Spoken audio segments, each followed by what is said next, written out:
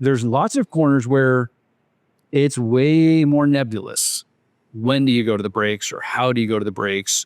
I'm curious what your thoughts were on that. So this is really timely because I just happened to have published a video on Sunday that is the 5 corner references every rider should know. And it goes into a lot of depth as to what you should be looking for to make it through a corner, right? And the argument of the video is that, you know, all the, like when I was an MSF instructor, all the coaching, it was always about eyes up, get your chin up, look further ahead. And I remember even back then, eyes up where? What am I supposed to be looking at, right? And then you get to the racetrack and then it is, you know, braking markers and, you know, line up with this corner stand or put your tires on this seam to make it over this blind hill. And there's all these little reference points to help make you around. And when I became certified with Yamaha Champ School, I really resonated with the language they use of we go to the brakes when we're nervous and we slow until we're happy with our speed and direction. And I really love this because I think, A, it gives riders who were taught to ride by rote permission to slow down when you're nervous. And I love that about it. And it's more specific to the rider, the motorcycle, and the situation. Because coming down the full straightaway into turn 1, where I get nervous is wildly different than where I get nervous when we're just doing half track. But listening to my gut and my intuition, and if I'm keeping my visual reference up, that, you know, nervousness or the little tinglies or whatever are as good of an indicator as anything, assuming that you are looking for reference points through the corner. Because I've talked to a couple national and world championships, and I've always asked them, what braking marker do you use? And I've had more than one say, I don't even ever look at them, right? So I think it's a nuanced topic. And I think on one hand, you don't want to be riding afraid, but on the other hand, I hate the idea of riding by row sequence. I go to breaker marker 3 and then I pop up when I jam to the brakes. Now, you spend most of your time on the racetrack. What are your feelings on this? Because we ride in different contexts a lot of the time. So when we're racing, it's a very specific goal. I'm trying to have the shortest possible lap time for the entire race, because the winner of the race isn't the guy who sets the fastest lap time. It's the guy who gets the race done in the shortest amount of time. So it isn't just how fast you go for one lap, it's how repeatable can you be. So if you're trying to be really repeatable, you do start creating references and markers and so forth for yourself to have some gauge.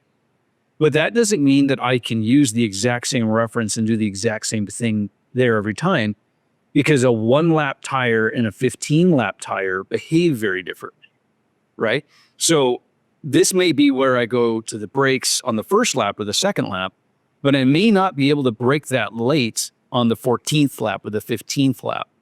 Because not only is the bike is now very hot, the brakes are very hot, I'm getting fatigued, the tires aren't as good as they were. There's all these things that build up that you have to start making adjustments, and you have to pay attention to what the bike is telling you, right? So if you go through, I'll use an example, and if you're familiar with UMC, you'll know what corner I'm talking about, but there's a corner called Tooele Corner. And it's as textbook of a corner as you can get. It's a fast entrance, it's about 90 degrees, and it's a long straight exit. It's literally a textbook corner, but it's extremely nuanced in application, right? So it's cambered in the middle of it. It's a little bumpy on the exit. There's some bumps you have to deal with on the outside. It slopes away for you. So there's several factors you have to think about with that corner, but you come into it, and when your tires are really fresh, I can brake really late and I can come in with a ton of corner speed and the front will stick and I'll be able to roll through it. Later in the race, the front won't stick the same. It'll chatter, it'll slide. All kinds of little things will change. So I'll have to change what I do. But if you're paying attention to all these things and making adjustments as you go, this past weekend we were racing in the main race was, I think it's 10-lap race.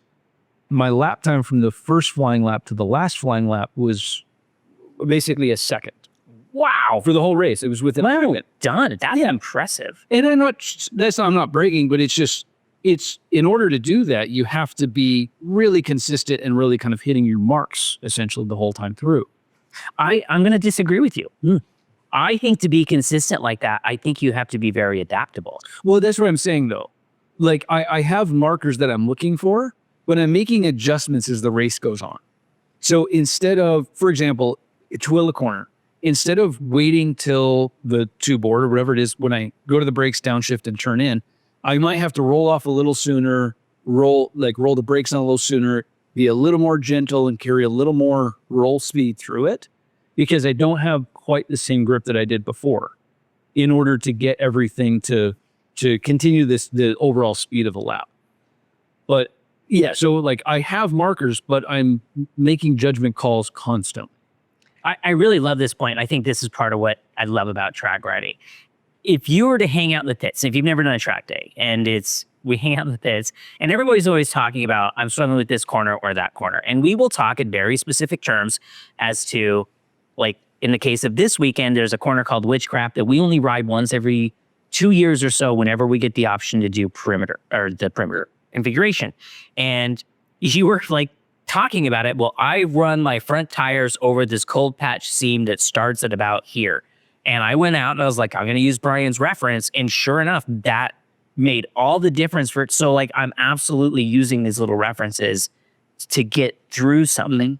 But I think kind of to my point is that the racetrack teaches you how to solve problems at a real world speed that then you can apply to a completely variable situation on the street. I ride into a corner that I've never seen before and you can kind of understand it. Oh, this is like this corner at this track. I know if I dip in a little earlier than I think I ought to into this situation, it'll help me as I get down the hill or whatever I need to do.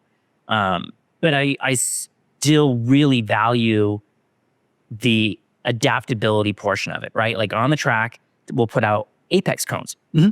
And very rarely are the apex cones everyone always where I want them. And so then it'll be like, well, I'm going to apex 1 or 2 rumbles past it, or I'm going to apex 1 or 2 rumbles before it, or it'll shift as the day goes on, or as the fuel load changes, or as the tire wears. So I'm curious when we're riding on the track, you do have all these repeatable markers that you go, oh, it was this thing last time.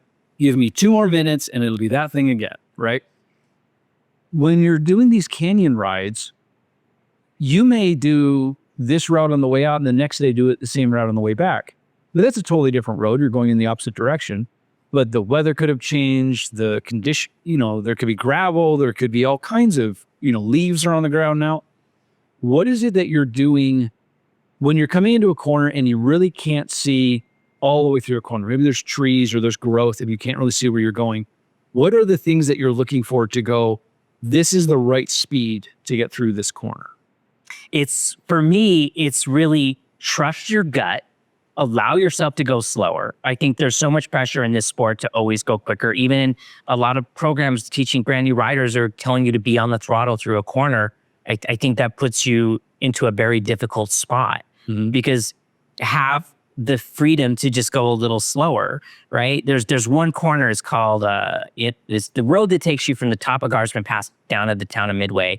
I think it's called Pine Hollow Drive, no one knows the name of this canyon. Everyone calls it Guardsman, but that's not what it is. But there's one corner that I really want to go wide and dive in down the hill, but there's absolutely no visibility. And I just don't have the courage to do that. So because I can't see and because I don't have the information, I effectively flub it every time. I go to the brakes really, really early. I run right on the inside line. I'm basically almost putting my handlebars into the trees because I don't know what's coming up the hill. And I'm sacrificing every bit of efficiency, proficiency, and speed for safety in that corner. And I will do that every single time. And I think this is the beauty of prioritizing my exit, because if I flub my entrance into the corner on purpose, run shallow, stay against the trees, go to the brakes when I'm nervous, slow until I'm happy, if I wait till I get direction, well, I can make up all of that slowness when I have visibility. I can see that it's clear. I can see that it's straight and it's on the street. I can just twist the throttle and I can make up every bit of time that I lost in a much safer way than by trying to be quick where it's risky. Yep. And I think I when that concept was presented to me, it sounds stupid, but it's like finding the right religion. You're like, oh my gosh, it's this easy. It didn't have to work this hard at it. I can just, and I don't have close calls anymore. I don't remember the last time I had a close call or I had a really scary situation on the street, because I lean into go to the brakes when I'm nervous, so I'm not afraid. Yep. I had somebody say to me, it's like, no, you go to the brakes when it's appropriate. Well, if I don't, what is that? What is that? How do I measure that? How do I define appropriate, right? It was the problem with a lot of the basic rider programs. Slow to a suitable entrance speed that allows you to accelerate throughout the entire corner. How do I measure that? All right, now I'm on a Ninja 400. Now I'm on a Hayabusa. What is that number? How is that quantifiable? But I'm nervous. I'm going to slow down until I'm not nervous. It's not scientific, but it is kind of measurable. And it does account for my comfort, how I'm feeling, what the grip feels like to me, if it's cold and my hands hurt, if it's warm and I feel good, right? Like it just feels more dynamic to me.